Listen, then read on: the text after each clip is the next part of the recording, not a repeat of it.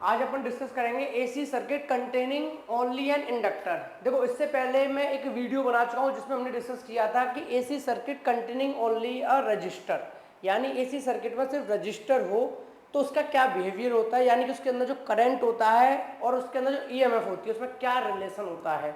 तो वहाँ हमारा कंक्लूजन ये निकला था कि करंट और ईएमएफ, वैसे तो हमने देखा था कि करंट और ईएमएफ लीड और लैग करते हैं। जैसे कि जब फेजर डायग्राम हम पढ़ रहे थे वहाँ हमने क्या बोला था कि करंट आगे आगे चल रहा है तो हम बोलते थे करंट लीड कर रहा है ईएमएफ को। अगर ईएमएफ आगे चल रही है तो करंट, तो हम क्या बोलते थे ईएमएफ लीड कर रही है। तो लीड और लैग वाला कॉन्सेप्ट फेजर डायग्राम में पढ़ा था कि लीड और लैग का मीनिंग क्या होता है। लेकिन यहाँ पर देखो ध्यान देने की बात क्या है कि जब हमने रजिस्टर पढ़ा था तो वहाँ पे हमने सिर्फ इतना बोला था कि भाई फेज एंगल जीरो था दोनों के बीच में, क्योंकि जितना करंट बढ़ता था उतना ई बदल जाता था। जितना ई जीरो होता था तब करंट जीरो हो जाता था, जब ई मैक्सिमम होता था करंट मैक्सिमम हो जाता था, जब ई मिनिमम होता था करंट मिनिमम हो जाता था। तो वहाँ पर हमें कोई किसी भी तरीके का फेज एंगल देखने को नहीं मिला था, यानी जो वो फेजर्स थे उनके बीच में कोई भी डिफरेंस नहीं था। लेकिन ऐसा इंडक्टेंस वाले केस में नहीं है, यहाँ पे आपको डिफरेंस देखने मिलेगा।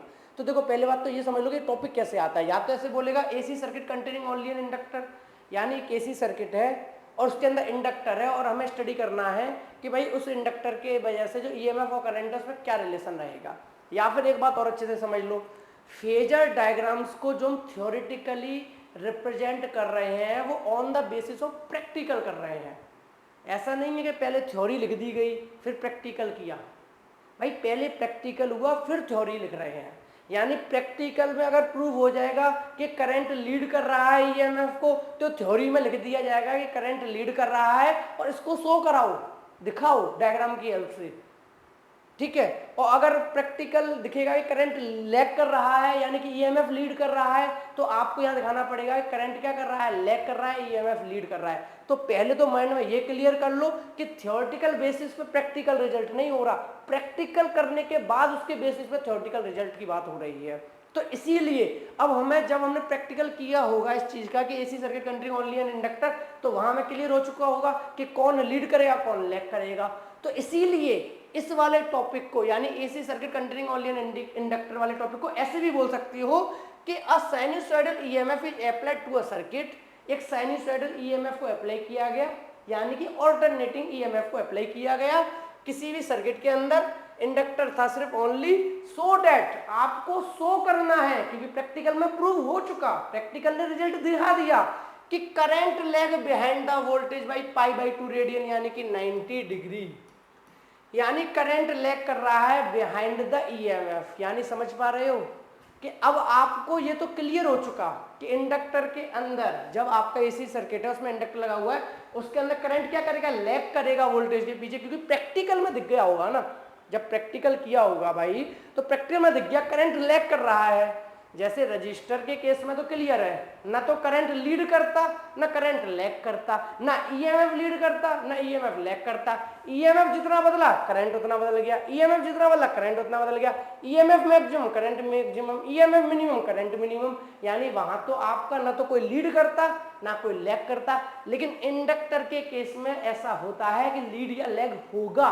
तो ये बात मैं पहले से क्यों बता रहा हूं, क्योंकि देखो थ्योरी है, इसमें चाहे तो हम ये भी प्रूव कर दें कि भैया करंट लीड कर रहा है वोल्टेज को, अगर हम चाहें मैथमेटिकली तो हो सकता है हम ये भी प्रूव कर पाए करंट लीड कर रहा है वोल्टेज को। लेकिन थ्योरी बदलने से प्रैक्टिकल थोड़ी ना बदल जाएगा। तो इसीलिए मैं आपको कह रहा हूँ आपको पहले से माइंड में होना चाहिए कि करंट लीड करेगा या लैग करेगा। ऐसा मैं क्यों बोल रहा हूँ टॉपिक की स्टार्टिंग में, वो क्लियर आपको पढ़ते पढ़ते समझ आ जाएगा किसी एक पॉइंट पर, जब मैं समझाऊंगा कि मैंने ये बात क्यों बोली थी पहले ही कि प्रैक्टिकल रिजल्ट आपके माइंड में होना चाहिए। अब मेरे माइंड में क्लियर है, मुझे करंट को लैग कराना है बिहाइंड द वोल्टेज, क्लियर है माइंड में। अब इसके तरीके से हम थ्योरी करते चलेंगे कि करंट किस तरीके से लैग कर रहा है, कितना 90 डिग्री, किससे, वोल्टेज से, यानी हमारी वोल्टेज लीड करेगी। तो यही सारी बातें हम अपन आज की इस वीडियो में करने वाले हैं। तो स्टार्ट करते हैं अपन आज की वीडियो।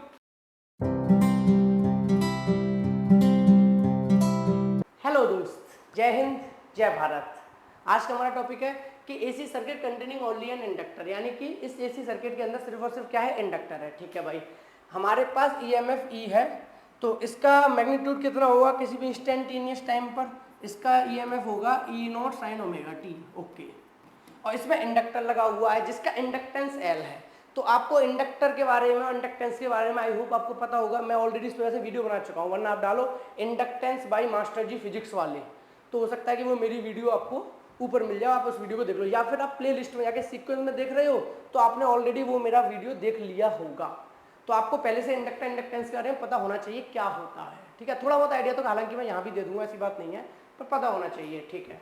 अब स्टार्ट करते हैं। An inductor of inductance L, एक इंडक्टर है जिसका इंडक्टेंस एल है, connected to a source of alternating EMF E is given by, यानी एक इंडक्टर, जिस तरीके से पिछली वाली वीडियो में हमने सिर्फ अकेले एक रजिस्टर लगाया था एसी सर्किट में और स्टडी की थी ई और आई के बीच में, सेम यहाँ पर इस बार हमने सिर्फ इंडक्टर लगाया है। थोड़ा सा आइडिया दे रहा हूँ इंडक्टर क्या है। देखो इंडक्टर क्या होता है, जैसे इसके अंदर करंट आता है, तो जैसे इसके अंदर करंट आता है तो ये मैग्नेटिक फील्ड बनाता है, ये थोड़ा सा मैग्नेटिक फील्ड ज़्यादा बनाएगा, यानी एज कम्पेयर टू बाकी जो सर्किट है या कंपोनेंट है उसके कंपेरिजन में ऐसे समझ लो कि इसका मैग्नेटिक फील्ड ज़्यादा बनेगा।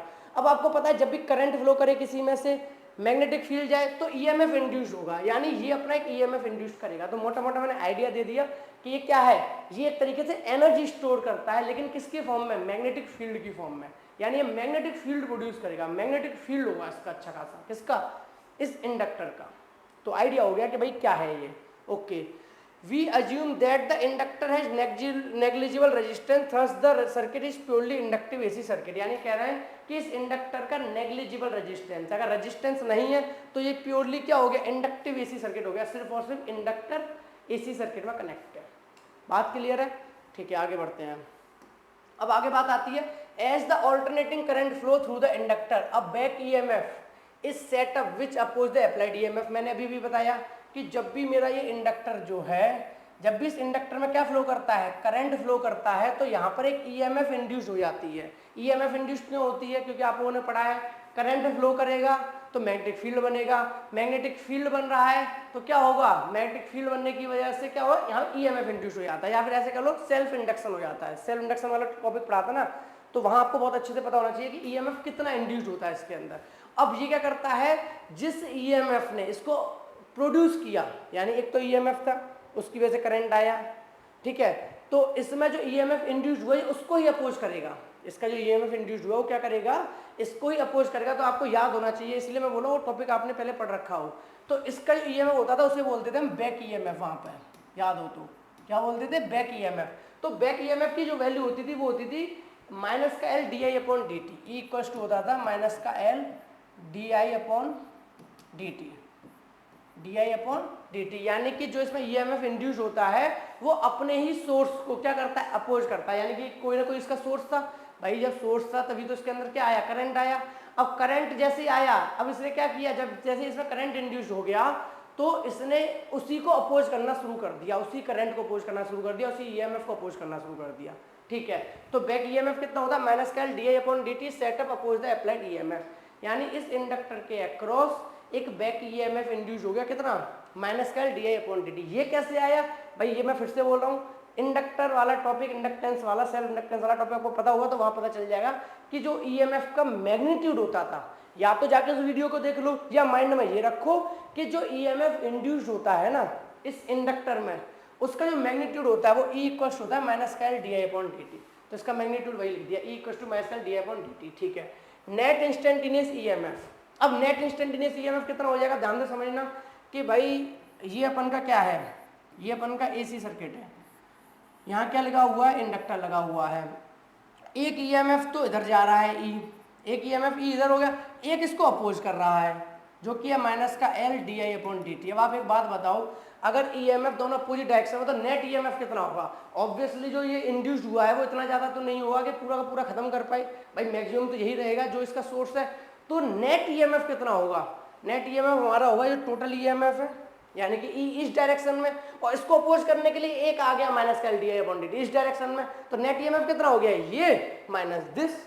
ये तो सीधी सी बात है, तो फोर्स में भी होता है कि भाई 7 न्यूटन की फोर्स इधर से लगी, 2 न्यूटन की फोर्स इधर से लगी, तो नेट फोर्स कितनी होगी, 7 न्यूटन इधर, 2 न्यूटन इधर, यानी नेट फोर्स होगी 5 न्यूटन की। तो सेम यहाँ पर है, तो E minus L D I upon D T, तो ये हो गया नेट ईएमएफ। तो यहाँ वही बोला नेट इंस्टेंटेनियस ईएमएफ कितना होगा, E minus L D I upon D T.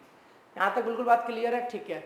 But this EMF must be zero because there is no resistance in the circuit. अब ये क्या कह रहा है कि भाई जो ईएमएफ में चेंज है वो जीरो होगा। क्यों होगा? ईएमएफ ड्रॉप को करता है। ये बताओ किसी भी सर्किट के अंदर ईएमएफ कम या ज़्यादा कब होता है? जब रेजिस्टेंस हो।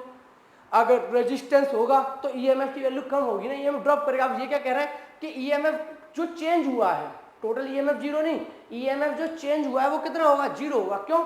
क्योंकि भाई इसमें कोई रेजिस्टेंस ही नहीं है। ये कहना चाह रहे हैं। ठीक है, थोड़ा ये आइडियल सिचुएशन है कि मान के चल रेजिस्टेंस नहीं, हालांकि थोड़ा बहुत रेजिस्टेंस तो वैसे ही होता है क्योंकि इंडक्टर अपने खुद का एक रेजिस्टेंस देगा।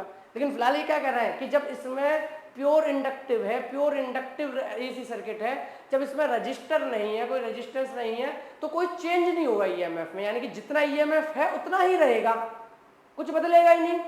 ये चेंज नहीं है जीरो होगा, क्योंकि रजिस्टर होता पोटेंशियल ड्रॉप होता कि भैया 10 वोल्ट दिया था, वहां पे 8 वोल्ट रह गया, यानी 2 वोल्ट का पोटेंशियल ड्रॉप हो गया। लेकिन यहाँ पर तो नेट ईएमएफ चेंज ही नहीं होगा क्योंकि कोई भी रजिस्टर नहीं है। तो इन्होंने बोला जो चेंज इन ईएमएफ है ना वो जीरो रहेगा। फिर से बोल रहा हूँ, ईएमएफ जीरो नहीं रहेगा, जो चेंज इन ईएमएफ है जो हमने यहाँ निकाला है, change in EMF E minus L D I upon D T. तो यहाँ से कंक्लूजन निकला कि E minus L D I upon D T equals to zero, यानी ई इक्वल्स टू हो गया L D I upon D T. तो सीधी सी बात तो आपको वैसे ही समझ में आ गई ये वाली कि भाई नेट ईएमएफ क्या कह रहा है? चेंज नहीं होगा। तो जितना ई है उतना ही क्या हो गया? L D I upon D T. तो E minus L D I upon D T, change in EMF zero था, तो ई इक्वल्स टू वैल्यू निकल आई L D I upon D T. यहाँ तक किसी तरह कोई डाउट आपको नहीं होना चाहिए। अब एक तो ईएमएफ की ये वैल्यू हो गई L D I upon D T. अब आपको पता है कि किसी भी इंस्टेंटेनियस टाइम टी पर अगर मुझे ईएमएफ निकालना हो तो कैसे निकालता हूं मैं? E naught sine omega T. या करंट निकालना होता तो कैसे निकालता हूं? I naught sine omega T. तो E naught sine omega T equal to minus L D I upon D T मैं कह सकता हूं या नहीं? किसी को कोई दिक्कत? क्योंकि भाई ई इक्वल टू कितना हुआ है अभी मेरा? L D I upon D T. और मुझे पता है किसी भी इंस्टेंटेनियस टाइम पर जो ई की वैल्यू होगी वो कितनी होगी?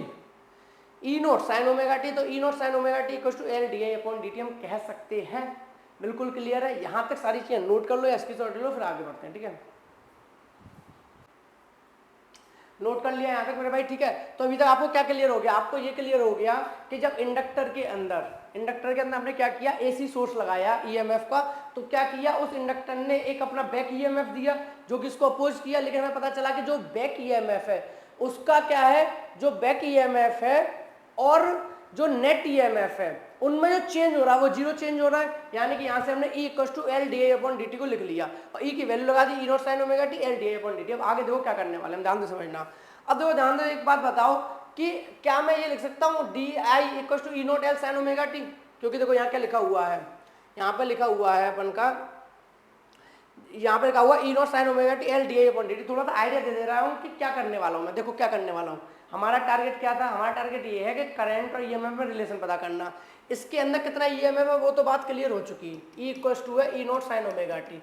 लेकिन मुझे यहाँ पर ये नहीं पता चला कि कितना करंट है, तो मैं कैलकुलेट करने जा रहा हूँ टोटल करंट, ताकि जैसे मुझे टोटल करंट पता चल जाए और टोटल ईएमएफ तो पता ही है E naught sine omega T, तो दोनों में मैं रिलेशन बता पाऊंगा इस सर्किट के अंदर। ठीक है, तो करंट पता करने के लिए क्या करना पड़ेगा? करंट को अकेला छोड़ता हूँ, बाकी सब यहाँ पहुँच जाएगा। देखो ध्यान से समझना, dt को यहाँ पहुँचा दो, l को भी यहाँ पहुँचा दो, तो क्या बन जाएगा एक्सप्रेशन? देखो ई नॉट साइन ओमेगा टी पहले से है, E naught sine omega T पहले से है, dt इधर आ गया dt, और l कहाँ आ गया? नीचे आ गया, इक्वल्स टू डी आई।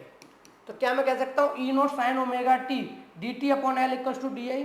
सिर्फ डी टी को वहाँ पहुँचाते, एल को पहुँचाते, D I equals to. Clear है? तो यही वाली एक्सप्रेशन को मैंने नेक्स्ट पेज पे लिखा हुआ है। देखो यहाँ पे डी आई इक्वल्स टू क्या हो गया? E not upon L sine omega T D T.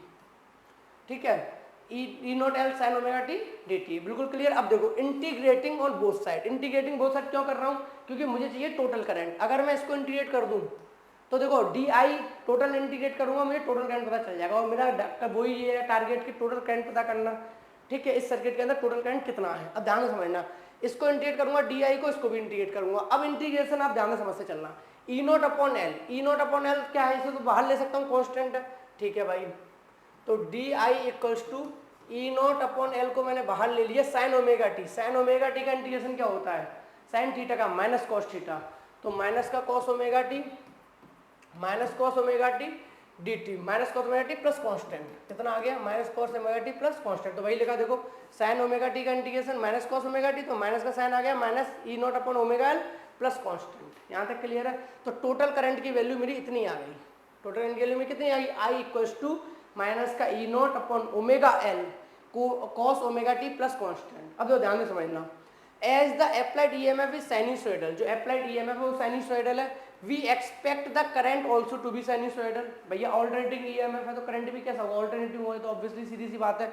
Okay, thus the average value of current I must be zero over a time period, यानी ये कह रहा है कि एवरेज वैल्यू करंट की टाइम पीरियड में जीरो होती है। कैसे, ये मैंने तब भी पढ़ाया था जब एवरेज टाइम वो पढ़ाया था, एवरेज करंट पढ़ाया था, तो इसलिए मैं आपको रिकमेंड करूंगा एवरेज करंट वाली वीडियो आपने देखी होनी चाहिए, आपको पता होना चाहिए कि एवरेज करंट की वैल्यू कितनी होती है ऑल्टरनेटिंग करंट में। लेकिन थोड़ा सा आइडिया दे रहा हूँ आपको, पता है ऑल्टरनेटिंग करंट इस तरीके से चलता है, ठीक है। अब हाफ साइकिल में पॉजिटिव होता है, हाफ में नेगेटिव होता है, तो एक टाइम पीरियड के अंदर जो आई एवरेज आता है, याद रखना वो जीरो आता है टी टाइम पीरियड में। टी टाइम पीरियड मतलब क्या, एक साइकिल में, इस चीज को याद रख लो, या आपने पढ़ रखा है तो बहुत अच्छी बात है। यानी जब एक साइकिल पूरी होती है ना इसकी ऑल्टरनेटिंग करंट की, तो आई एवरेज जो आता है टी टाइम पीरियड में, टी टाइम पीरियड कह लो चाहे एक साइकिल कह लो, क्योंकि टी टाइम पीरियड आएगा ही तब जब एक साइकिल पूरी हो चुकी होगी, तो टी टाइम पीरियड में आई एवरेज जीरो होता है, ठीक है। अब ये क्या कह रहा है, as the applied EMF is sinusoidal we expect the current also to be sinusoidal, current भी साइनसोइडल होगा, तो average of the current I must be zero over a time period, यानी एक टाइम पीरियड टी पर जो average current हो कितना हो जाएगा, जीरो हो जाएगा। Okay, now the average of cos omega T is zero over a time period, hence the integration constant in the above equation must be zero, then I equals to minus E not upon omega cos omega T. अब तो ध्यान से बात समझ लो, छोटी सी क्या कहना चाह रहा है, ये आई एवरेज जीरो होगा। आई एवरेज जीरो कब होगा, जब ये चीज जीरो होगी। अगर जीरो में कुछ ऐड हो गया कांस्टेंट, तो क्या कभी वो जीरो हो पाएगा, भाई सीधी सी बात बताओ। अगर इसकी कुछ भी वैल्यू हो, इसमें ये अगर ऐड हो रहा है कुछ भी, तो क्या वो जीरो हो पाएगा। ये जीरो कब हो सकता है, जब या तो दोनों जीरो हो, दोनों क्या हो, जीरो हो। तो इस केस में ये क्या बोल रहे हैं कि इस कांस्टेंट की वैल्यू क्या हो जाएगी, जीरो हो जाएगी, या कह लो कि जीरो होनी ही चाहिए, क्योंकि आई इक्वल टू निकला है मेरा minus E not upon omega cos omega T plus constant, और आई एवरेज मेरा जीरो होता है, तो ये तभी पॉसिबल है जब ये कांस्टेंट भी क्या हो, जीरो हो। तो उन्होंने कांस्टेंट को उड़ा दिया, कांस्टेंट क्या कर दिया, उड़ा दिया, यानी कांस्टेंट जीरो तो उसको हटाओ। अब क्या रह गया, आई इक्वल टू मैथ्स का E naught omega L cos omega T. कहानी समझ में आई, इन्होंने क्या किया, कांस्टेंट को उड़ा दिया। तो अब I equal to minus E not upon omega L cos omega T. अब हमें पता है E not upon omega L ये क्या होगा, मैक्सिमम करंट, तो इसको हम मैक्सिमम करंट लिख देंगे I naught cos omega T, यानी वैल्यू जो मिली वो ये मिली, I equal to I naught minus I naught, ये माइनस यहाँ पर है कॉस ओमेगा टी। यहां तक बात क्लियर है कि नहीं, यानी जो मैक्सिमम करंट है वो आपका आई नॉट है, और जो कोई भी इंस्टेंटेनियस करंट है वो आई है, कितना है, I equal to minus I naught cos omega T. यानी आपको टोटल करंट पता चल गया कि कितना उस सर्किट के अंदर किसी भी टाइम टी पर होगा, वो आपको कैलकुलेट करा। तो कैसे कैलकुलेट करो, पता करो तो मैक्सिमम करंट कितना है, और पता करो कॉस ओमेगा टी की वैल्यू। बात क्लियर है। अब देखो हम इसका बनाना चाहते हैं फेजर डायग्राम। अब आपको एक चीज पता है कि आई की वैल्यू, ई की वैल्यू क्या होती है, E naught sine omega T थी, ई की वैल्यू क्या है, E naught sine omega T, और आई की वैल्यू क्या आई अभी भी आपकी, I naught cos omega T minus का I naught cos omega T, ये वैल्यू आई है। इन दोनों वैल्यू को ध्यान से देखो मेरे भाई, पहले एक बात कि ई की वैल्यू आई है E naught sine omega T, ये तो पहले से होती है, लेकिन इस सर्किट के अंदर जब हम लोगों ने करंट को कैलकुलेट किया, जब इस सर्किट के अंदर हमने करंट को कैलकुलेट किया, जो हमारा इंडक्टर लगा हुआ था, तो पता चला करंट की वैल्यू आई है माइनस का I naught cos omega T. तो इन दोनों का कंपेरिजन हो सकता है, एक फंक्शन साइन का एक फंक्शन कॉस का। भाई कंपेरिजन तो तब होगा दोनों फंक्शन सेम होंगे, या तो उसको कॉस में करो या इसको साइन में करो। समझ रहे हो नहीं कि मैं क्या कहना चाह रहा हूँ भाई, ऐसा तो नहीं हो सकता हाइट और वेट में कंपेयर कर रहे हो, भैया इस लड़के की हाइट ज्यादा है पर इसका तो वेट कम है, कंपेरिजन कर रहे हो। भाई क्या इलॉजिकल बात कर रहे हो सकता है, या तो दोनों की हाइट पकड़ो कि भाई इसकी हाइट ज्यादा है इसकी हाइट कम है, तो कंपेरिजन या तो हाइट में हो सकता है, या कंपेरिजन वेट में कर लो कि भाई इसका वेट ज्यादा है इसका वेट कम है, तो वेट में कंपेरिजन। अब कोई हाइट और वेट में कंपेयर करे, यार इसकी हाइट तो ज्यादा है पर इसका वेट कम है, देखो कंपेरिजन, क्या कंपेरिजन होगा, कुछ नहीं, हाइट और वेट का क्या कंपेरिजन होगा, दोनों अलग अलग है। तो कंपेरिजन किस में होता है, सेम क्वांटिटी और सेम कॉन्सेप्ट। यहाँ पर है भाई एक फंक्शन है साइन का एक है कॉस का, नहीं हो पाएगा कंपेरिजन, तो क्या करो इस आई को बदलो साइन में। तो अब मेरा नेक्स्ट टारगेट है कि इस आई की वैल्यू को कॉस में जो है उसमें साइन में बदल दो, क्योंकि इतना तो मैथ्स में हमें फ्रीडम होती है कि हम एक्सप्रेशन को एक्सप्रेस कर सकते हैं अपने अकॉर्डिंगली। जैसे 10 को क्या लिख सकता हूँ 5 + 5, 10 को क्या लिख सकता हूँ 7 + 3, समझ रहे हो ना, 10 को क्या लिख सकता हूँ 12 - 2, तो रहेगा तो 10 ही। तो सेम यहाँ पर है तो I naught minus I naught cos omega T, लेकिन इसको एक्सप्रेस ऐसे करो कि साइन के टर्म में आ जाए, जो भी वैल्यू आए, ताकि हम कंपेयर कर सकें। तो वही करते हैं अपन, ठीक है। इसे नोट कर रहा हूँ, नोट कर लो, फिर आगे बढ़ता हूँ। यहाँ तक क्लियर है मेरे भाई, नोट कर लिया, ठीक है। अब आगे बढ़ते हैं। अब अपन का टारगेट क्या है कि उसको कॉस को बदलो, यानी कि जो ये लिखा हुआ है ना आई इक्वल्स टू माइनस का I naught cos omega T, इसको बदलना है। अब आप जानते हो कॉस थीटा इक्वल्स टू क्या होता है, साइन 90 माइनस थीटा। ये तो मैथ्स के अंदर फॉर्मूले पढ़े होंगे। कॉस थीटा इक्वल्स होता है sine 90 minus theta, pi by 2 यानी कि 90, 180/2 90। तो कॉस थीटा होता है साइन 90 माइनस थीटा। तो मैं क्या इसको लिख सकता हूँ कॉस ओमेगा टी को साइन 90 माइनस थीटा। तो देखो ध्यान से, इसे क्या लिख सकता हूँ मैं, माइनस का I naught cos omega T को लिख सकता हूँ साइन 90 माइनस थीटा यानी ओमेगा टी लिख सकता हूँ, साइन 90 माइनस थीटा। अब साइन 90 माइनस थीटा लिख दिया। अब ध्यान से समझना, इस माइनस को मैं यहाँ लिख रहा हूँ, कोई दिक्कत तो नहीं है ना तुम्हें। ये I equal to minus I naught cos omega T पहले से एक्सप्रेशन है, हमने तो कुछ किया नहीं है भाई।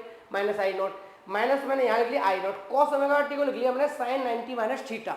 अब मैं काम करता हूँ, मैं इसको ऐसे लिख दूँ आई नॉट माइनस का साइन, ये मल्टीप्लाई में ही है, माइनस का साइन 90 माइनस ओमेगा टी, ऐसे लिख लूँ, कोई दिक्कत तो नहीं किसी को। अब ऐसा तुम कह रहे हो कि क्यों लिखा आपने, इस माइनस को अंदर क्यों लिखा, माइनस साइन थीटा। याद करो माइनस साइन थीटा जो होता है वो किसके इक्वल होता है, साइन माइनस थीटा के। यानी अगर साइन के आगे माइनस है तो वो कहाँ से आया होगा, उसके एंगल के माइनस से। तो साइन माइनस थीटा इसके इक्वल होता है माइनस साइन थीटा। तो क्या माइनस साइन थीटा को मैं ऐसे लिख सकता हूँ, भाई मैथ्स का फॉर्मूला है ये, इसमें मैं कुछ नहीं कर रहा हूँ। माइनस साइन थीटा को मैं साइन माइनस थीटा लिख सकता हूँ, ठीक है। इस माइनस को दे दो अंदर, क्योंकि माइनस साइन थीटा को लिखने जा रहा हूं मैं साइन माइनस थीटा। तो मेरा आई की वैल्यू आ जाएगी आई नॉट, और ये साइन माइनस अंदर चला जाएगा तो ये हो जाएगा साइन ओमेगा टी माइनस 90, हाँ कि ना। अब चेक करो वही लिखा है कि नहीं लिखा, I equals to I naught sine sine omega T minus pi by 2, pi by 2 90, इस 90 को क्या लिख दिया पाई बाई 2, 90 को क्या लिख दिया पाई बाई 2। तो क्लियर है, I equal to I naught sine omega T minus pi by 2, यानी चाहे बोलो minus I naught cos omega T, चाहे बोलो माइनस वो sorry I naught sine omega T minus pi by 2, information same है, result same है, सिर्फ express कर दिया गया है अलग फंक्शन में। कोई प्रॉब्लम नहीं, इतना मैं सलाह करता है हमें।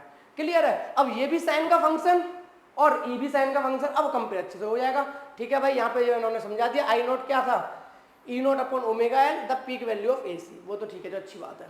यहाँ तक क्लियर है। अब आपको क्लियर ना माइनस साइन कहाँ गया, भाई माइनस साइन यहाँ तक था, यहाँ नहीं आया, क्योंकि ये माइनस साइन अंदर चला गया। तो sine minus theta, minus sine theta होता है तो हमने माइनस साइन थीटा को साइन माइनस थीटा करके ओमेगा टी को शिफ्ट कर दिया पाई बाई 2 को इधर, क्योंकि खुद सोचो ना माइनस का जब मल्टीप्लाई होगा अंदर तो क्या होगा, माइनस का मल्टीप्लाई होगा तो पाई बाई 2 तो बन जाएगा माइनस का, और जो ओमेगा टी माइनस का वो बन जाएगा प्लस का। तो वही तो हुआ, ओमेगा टी बन गया प्लस का और पाई बाई 2 बन गया माइनस का।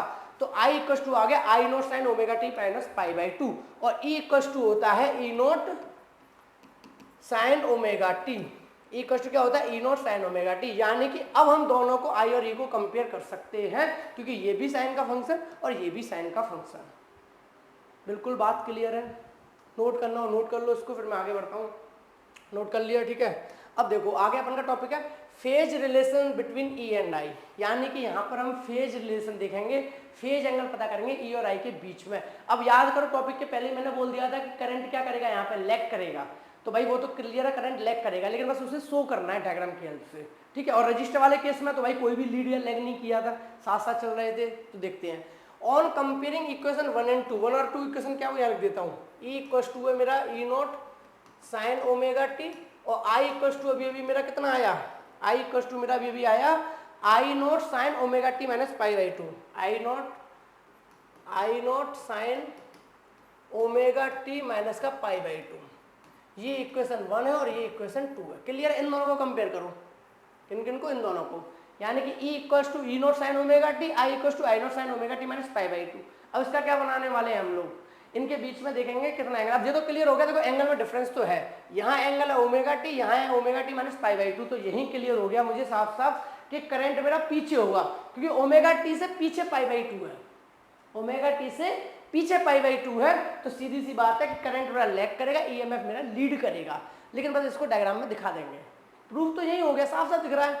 देख लो पहली बात क्या है, इनके बीच में फेज डिफरेंस है भाई, बिल्कुल है, फेज एंगल तो है, साफ साफ दिख रहा है फेज एंगल है, क्योंकि उसका एंगल अलग है, इसका एंगल अलग है। और यही पता चल गया कौन लीड कर रहा है, ईएमएफ लीड करेगा, करंट लैग करेगा, करंट पीछे होगा, ईएमएफ आगे होगा, डायग्राम में बनाएंगे। Okay, Thus an inductive AC circuit, the voltage is ahead of the current in phase by 90 degree. तो ये कह रहा है कि जो वोल्टेज है वो करंट के अहेड है, उसके आगे 90 डिग्री। वो तो साफ साफ दिख रहा है कि ओमेगा टी से ये -π/2, ये 90 पीछे है, करंट हमारा 90 पीछे है, तो ऑब्वियसली ईएमएफ हमारा 90 आगे होगा। ठीक है भाई, बात लिख दी है। और the current leg behind the voltage phase by 90 degree, या फिर ऐसे बोलो कि करंट लेग कर रहा है ईएमएफ से, या बोलो ईएमएफ लीड कर रहा है करंट को। मैंने पहले ही बोला था मीनिंग सेम है। और कितने एंगल से लीड कर रहा है? π/2। यानी एक बात तो क्लियर है कि दोनों के बीच में जो फेज एंगल है वो तो लो यही लिख देता हूँ, ये लो फेज एंगल है मेरे भाई π/2। ये क्लियर हो चुका, क्योंकि फेज एंगल क्या होता था भैया? फेज एंगल क्या होता था? फेज एंगल होता था दो फेजर्स के बीच में बनने वाला एंगल। तो ई और आई के बीच में एंगल है π/2, तो फेज एंगल तो हो गया π/2 यानी कि 90 डिग्री।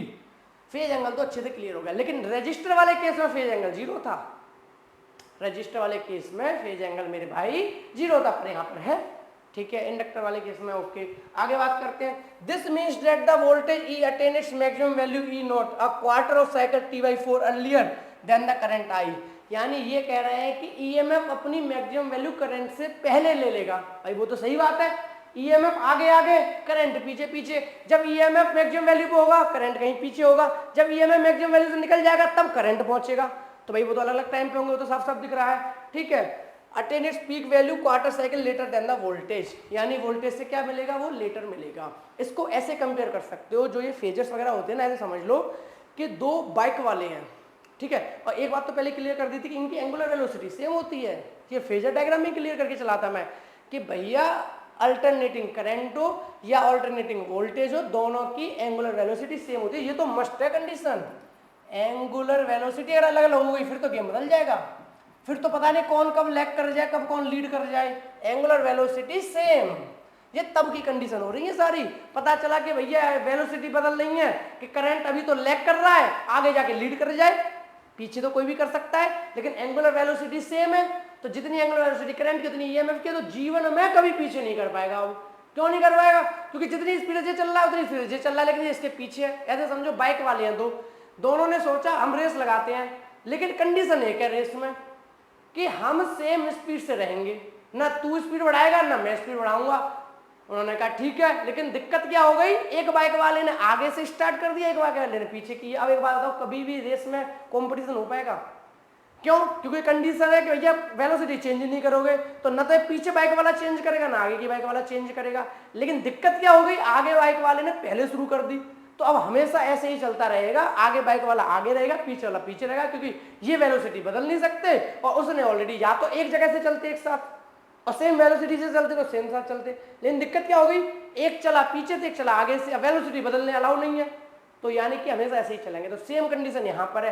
तो जब अभी हम वो बनाएंगे ना फेजर डायग्राम, तो वहां में क्लियर होगा कि करंट कहीं पीछे से चल रहा होगा।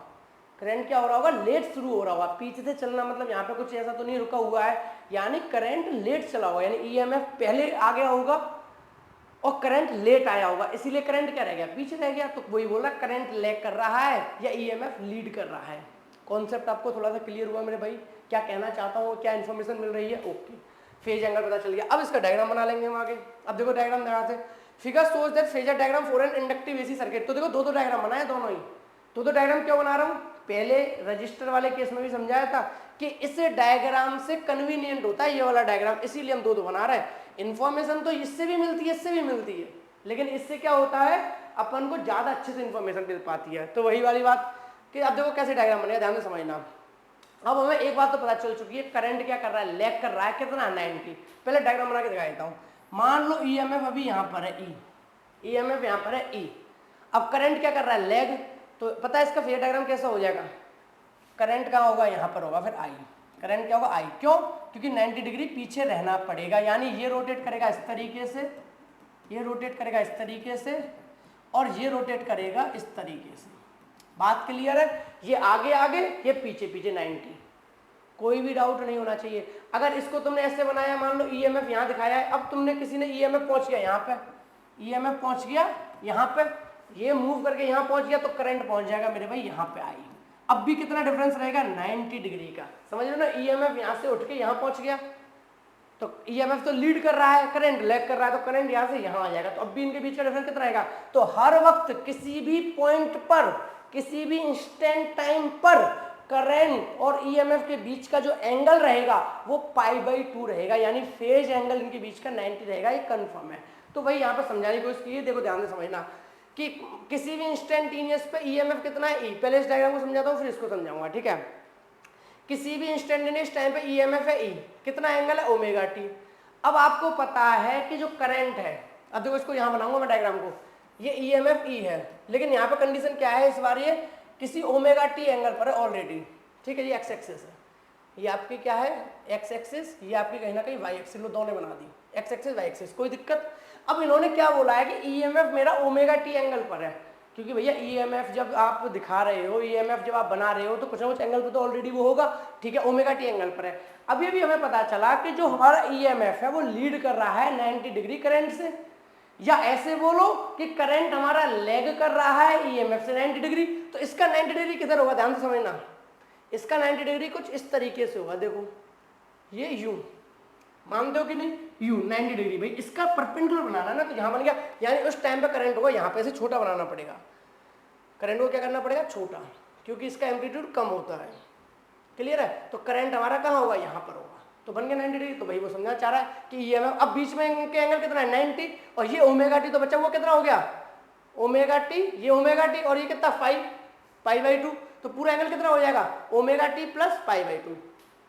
या तो ऐसे कह लो, या फिर एक तरीका क्या है कि देखो ये ओमेगा टी प्लस π/2 नहीं बोलेंगे, क्योंकि दो एंगल के बीच में ऐसे बोल सकते हो, वैसे ओमेगा टी प्लस π/2। कॉन्सेप्ट क्या है, ये एंगल कहाँ मेजर हो रहा है पीछे की तरफ, तो ये क्या होगा माइनस में होगा, तो ये रहेगा ओमेगा टी माइनस π/2, क्योंकि तुम्हें पता है ना कि एंगल कैसे मेजर होता है एंटी क्लॉकवाइज। अब ये मेजर हो रहा है इस तरफ, तो इस तरफ मेजर क्लॉकवाइज करोगे तो 90 में आएगा ना, तो π/2 किसमें दिखाई देगा माइनस का π/2। तो जब ऐड करोगे दोनों को तो कितना आ जाएगा total angle omega T plus minus का π/2। तो देखो ईएमएफ उतना ही आ जाएगा वापस से कि कितना करंट लैग कर रहा है ओमेगा टी माइनस π/2, क्लियर है, क्योंकि करंट में ये एंगल में यहाँ मेजर कर रहा हूँ माइनस π/2, क्लियर। वो इतना बड़ा पॉइंट नहीं है, वो आपको क्लियर हो चुका है कि करंट हमारा लैग कर रहा है 90 डिग्री से, यानी कि ओमेगा टी माइनस π/2, बिल्कुल क्रिस्टल क्लियर है सारी चीज़ें।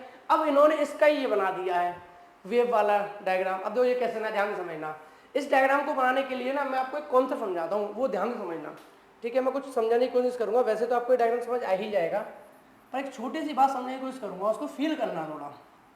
जैसे मैंने बोला था ना कि बाइक वालों ने जो रेस स्टार्ट की वो अलग अलग जगह से स्टार्ट की। देखो इस चीज़ को ना मैं एक डायग्राम से तुम्हें समझाने की कोशिश करूँगा कि किस तरीके से, इस वाले डायग्राम को मैं खुद बना के आपको दिखाता हूँ कि किस तरीके से वेव करेगा। देखो ये एक डायग्राम है, ठीक है, ये आपको पता है कि ये जो एक्सिस होती है ये आपको बताती है एंगल्स, ये क्या एक्सिस बताती है आपको एंगल्स, ये बताता है आपका ई और आई, ठीक है। अब देखो ध्यान से समझना, यहाँ पर क्या होता है, यहाँ पर होता है π/2, यहाँ पर क्या होता है हमारा पाई, यहाँ पर क्या होता है 3π/2, और यहाँ पे हमारा होता है 2π। अगर आगे इस तरीके से है तो ये एक्स एक्सिस है, तो पीछे क्या होता होगा माइनस का π/2, इधर क्या होता होगा इसके आगे माइनस का पाई, ठीक है। तो ये एक एक्स एक्सिस बन गई, एक वाई एक्सिस बन गया। अब थोड़ा सा देखो ग्राफ को ध्यान से समझना, हमारा ईएमएफ मान लो यहाँ से शुरू हो गया, ईएमएफ कहाँ से शुरू हो गया, यहाँ से शुरू हुआ, तो मैं पता है इस तरीके से ये यहाँ पर आ गया, ठीक है। अब ये हमने क्या बोला कि करंट जो हमारा 90 डिग्री लैग कर रहा है, 90 डिग्री लैग कर रहा है, यानी कि इससे 90 डिग्री से पहले शुरू होगा, यानी ये शुरू हुआ इससे 90 डिग्री पीछे से शुरू होगा। तो इसका जो ग्राफ बनेगा वो कुछ इस तरीके से बनेगा, देखो ध्यान से समझना, इसका जो ग्राफ बनेगा वो बनेगा ऐसे,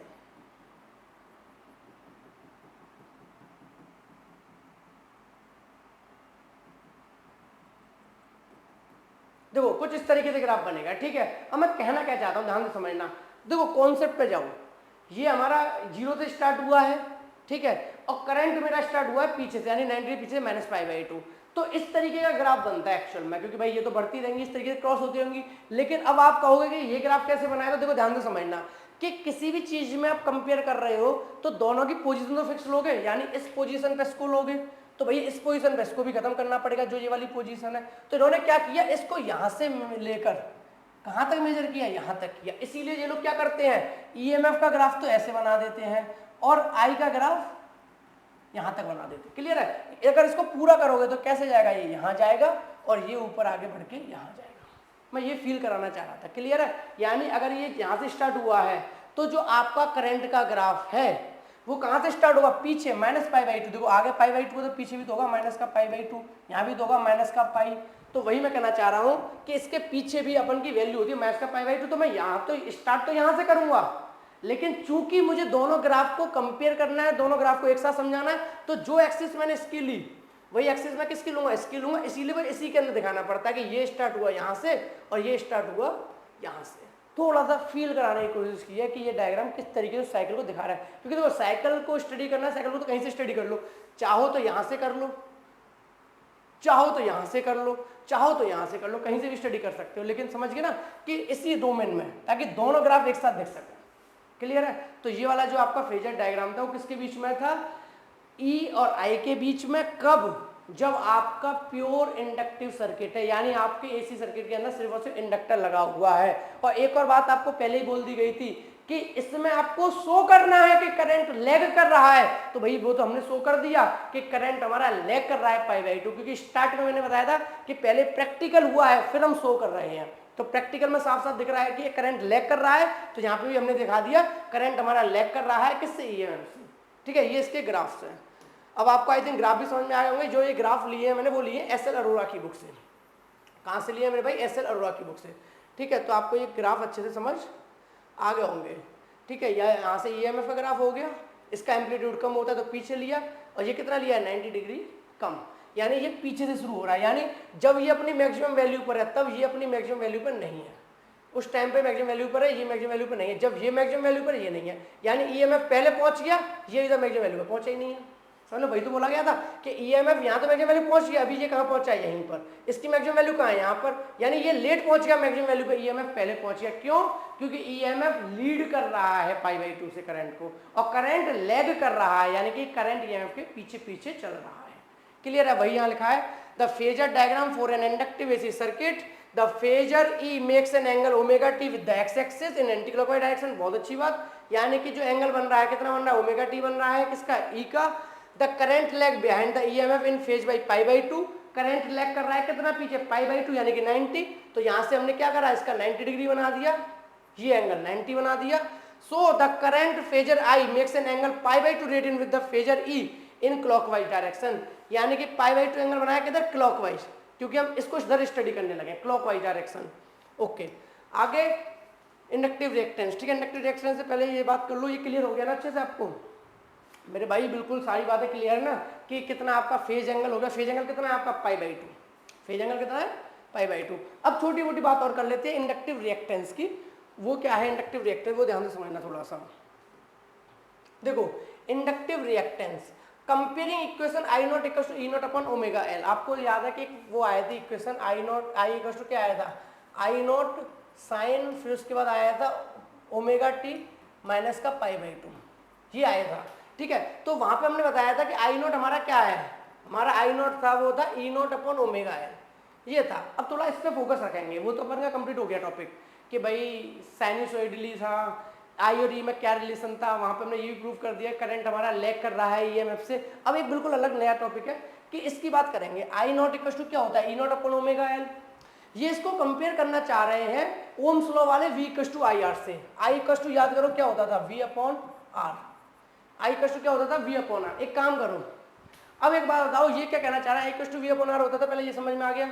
तो ये कह रहा है कि अगर करंट आई है और वी ई है, तो क्या ये आर जो है वो ओमेगा एल की तरह काम नहीं कर रहा होगा, या ओमेगा एल आर की तरह काम नहीं कर रहा होगा। अब लेकिन चूंकि उस सर्किट के अंदर रेजिस्टेंस ही नहीं था, तो अब हम ये तो नहीं कह सकते वहां पर आर है, पर हम कह रहे हैं वहां कुछ तो है, वहां पर कुछ तो है जो आर की तरह बिहेव कर रहा है। आर की तरह क्या कर रहा है, बिहेव कर रहा है। क्योंकि भाई आर नहीं है, वो क्लियर कर दिया था भाई, रजिस्टर नहीं लगाया है, कोई रेजिस्टेंस नहीं है। पर ओमेगा टी हम वो उसमें देख पा रहे हैं, ओमेगा टी जो हम देख रहे हैं यहाँ पे ग्राफ के अंदर, वो क्या है, ओमेगा एल, ओमेगा टी नहीं, ओमेगा एल चल रहा है। ये I not equal to E not upon omega L था। ठीक है, जो ये ओमेगा एल चल रहा है वो किसकी तरह बिहेव कर रहा है, ओमेगा एल आर की तरह बिहेव कर रहा है। तो देखो ध्यान से समझना क्या कहना चाह रहा है। Comparing equation E naught equal to E not upon omega L with ohmic relation I not equal to E not upon R. अगर I naught E not upon omega L को जब हम कंपेयर करेंगे ओम्स लॉ के हिसाब से, जो कि कहता था I equal to E upon R, we find omega L play the same role here as the resistance R in resistive case. यानी ओमेगा एल सेम बिहेव कर रहा है एज द रेजिस्टेंस। तो इन्होंने कहा कि it is the measure of the effective resistance और opposition offered by the inductor to flow of AC. यानी जो इंडक्टर है वो भी कुछ ना कुछ रेजिस्टेंस ऑफर करेगा, किसको? ऑल्टरनेटिंग करंट को, और जो रेजिस्टेंस ऑफर करेगा वही आपका ओमेगा एल है। तो इन्होंने अब इसको एक नया नाम दे दिया, रेजिस्टेंस तो कह नहीं सकते, इसको नाम दे दिया इन्होंने such a non resistive opposition to the flow of current. जो नॉन रेजिस्टिव यानी रजिस्टर तो नहीं है, रेजिस्टेंस तो रजिस्टर ही देता था, तो जो नॉन रेजिस्टेंस अपोजिशन है फ्लो ऑफ करंट का, इसको नाम दिया रिएक्टेंस। क्लियर वर्ड यूज रखना, रेजिस्टेंस रजिस्टर का होता था, इन्होंने लेकिन वर्ड दिया रिएक्टेंस, REACTANCE। यानी ये कहना चाह रहे हैं कि इंडक्टर भी थोड़ा बहुत एसी करंट के फ्लो को अपोज करेगा, तो उसकी जो प्रॉपर्टी है उसको रिएक्टेंस बोल रहे हैं। रेजिस्टेंस बोल नहीं सकते क्योंकि वहां रजिस्टर नहीं है, तो क्या बोल दिया? Reactance. In this case it is called inductive reactance and is denoted by XL। तो यहां पर इस रिएक्टेंस को बोल सकते हैं इंडक्टिव रिएक्टेंस, क्योंकि reactance due to the inductor, reactance due to the inductor is known as inductive reactance, और इसको नोट करते हैं XL से। यहां तक बात क्लियर है भैया? इंडक्टर आपका एसी सर्किट में लगाया, इंडक्टर जब एसी सर्किट में लगा तो उसने जो एसी करंट है उसको कुछ ना कुछ रेजिस्टेंस ऑफर किया, लेकिन उसको हमने रेजिस्टेंस ना बोल के नॉन ओमिक रेजिस्टेंस को क्या बोला? रजिस्टर रिएक्टेंस बोला। क्या बोला? रिएक्टेंस। और इस केस में इसका नाम है इंडक्टिव रिएक्टेंस और डिनोट करेंगे XL से। किससे? XL से। तो XL किसके इक्वल हो जाएगा? Omega L. जैसे V I इक्वल टू क्या होता है? V upon R। तो ये R को किससे कंपेयर कर रहा है? ओमेगा एल से। यानी R ओमेगा एल है, तो जो नॉन ओमिक रेजिस्टेंस है या इंडक्टिव रिएक्टेंस है वो क्या हो गया? Omega L. तो यहां से क्लियर हो गया XL। XL यानी कि inductive reactance equals to omega L. L क्या होता है? इंडक्टिव कांस्टेंट था, ठीक है, एल की वैल्यू। आगे अब पता ओमेगा क्या होता है? Angular velocity. एंगुलर वेलोसिटी का क्या होता है? 2πf, ये आपको फॉर्मूला याद होगा। तो XL को क्या बोल सकते हैं? 2πfL। क्या बोल सकते हैं? 2πfL। बात क्लियर है? Where F is the frequency of AC supply, the SI unit of inductive reactance is ohm. यानी इंडक्टिव रिएक्टेंस की SI यूनिट को भी इन्होंने ओम ही बोला है, कुछ फर्क नहीं है। तो इंडक्टिव रिएक्टेंस भी किस में मेजर होगा? ओम में ही मेजर होगा। क्लियर है? इंडक्टिव रिएक्टेंस बिल्कुल अच्छे से समझ आ गया, ठीक है मेरे भाई। For AC XL is directly proportional to F, यानी कह रहा है कि जब AC करंट फ्लो करेगा, क्या करेगा? ऑल्टरनेटिंग करंट फ्लो करेगा, तो इंडक्टिव रिएक्टेंस किस पर डिपेंड करेगा? फ्रीक्वेंसी पे, क्योंकि अभी भी देखा XL इक्वल टू क्या है? Omega L. ओमेगा की वैल्यू क्या है? 2πfL।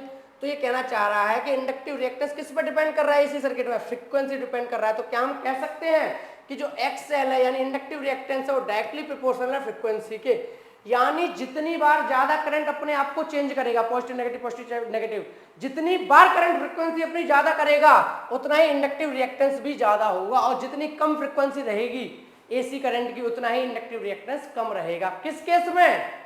जब आपका इंडक्टर लगा हुआ है सर्किट के अंदर, उस केस में, पहली बात। दूसरा कह रहा है फॉर डीसी करंट में तो फ्रीक्वेंसी जीरो होती है। क्यों?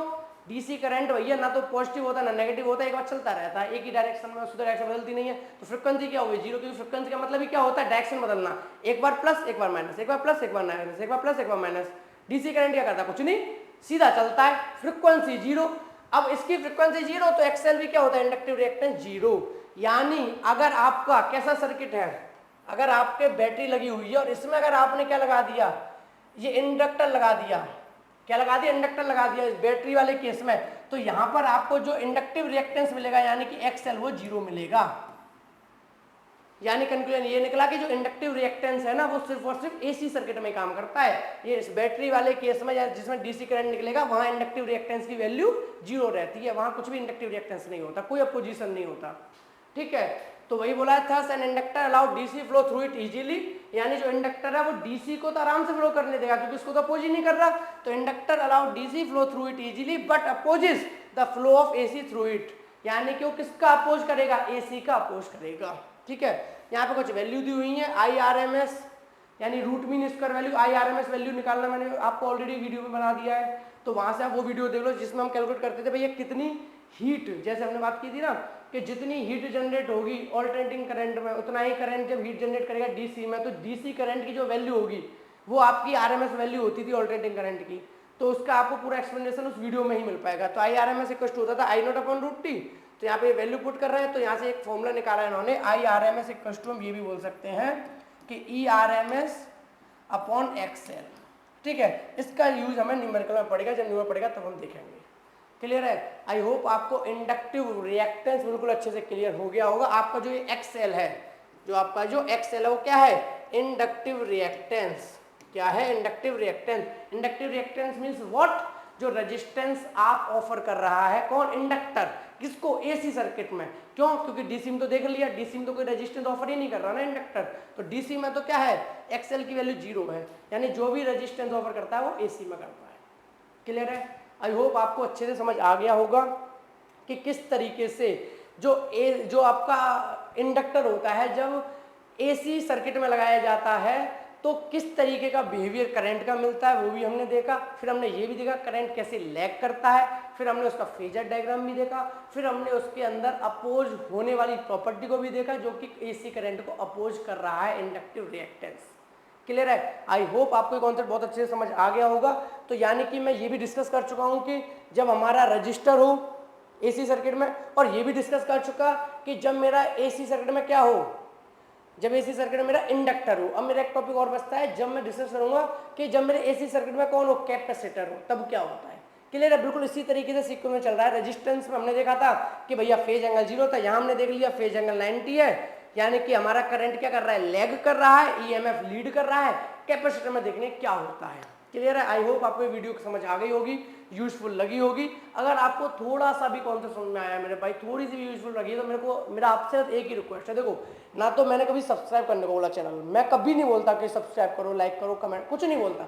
मैं कमेंट करने की जरूर बोलता हूँ, मैं सब्सक्राइब करने की नहीं बोलता, कुछ नहीं बोलता।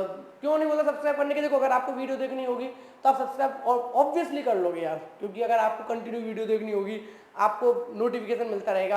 कमेंट करने के लिए मैं इसलिए बोलता हूँ, देखो क्या होता है कि मैं तो भाई वीडियो बना रहा हूँ, ठीक है। अब क्या होता है, कभी कभी सामने वाले का फीडबैक बड़ा इंपॉर्टेंट होता है। वो सोचता है कि यार सर ना कुछ ऐसा करते तो मजा आया था, सर ने ये गलती कर दी, सर ऐसा करते तो कैसा रहेगा। तो जो फीडबैक मिलते हैं ना, सजेशंस, वो बहुत यूजफुल रहते हैं। और मेरा वैसे नया चैनल है तो मुझे तो सजेशंस फीडबैक की बहुत ज़्यादा ज़रूरत है। तो अगर आपके पास कोई भी सजेशन हो, कोई फीडबैक हो, अगर कोई सजेशन फीडबैक नहीं भी है, अगर आपको कौन सा समझ में आ गया तो थोड़ा एप्रिशिएट करके निकल जाओ, कोई दिक्कत वाली बात थोड़ी नहीं है। जरूरी नहीं है सजेशन फीडबैक दो, आपको कौन सा समझ में आया तो कुछ भाई थोड़ा अप्रिशिएट कर दोगे तो मोटिवेशन मिलता है कि नहीं यार और वीडियोस बनाते हैं, ठीक है। तो जो भी हो, आप मुझे बस एक छोटा सा कमेंट जरूर करें, बस मेरी एक ही रिक्वेस्ट रहती है आपसे, ठीक है। तो मिलते हैं फिर अपन नेक्स्ट वीडियो में अपने नए कॉन्सेप्ट के साथ। Thank you so much.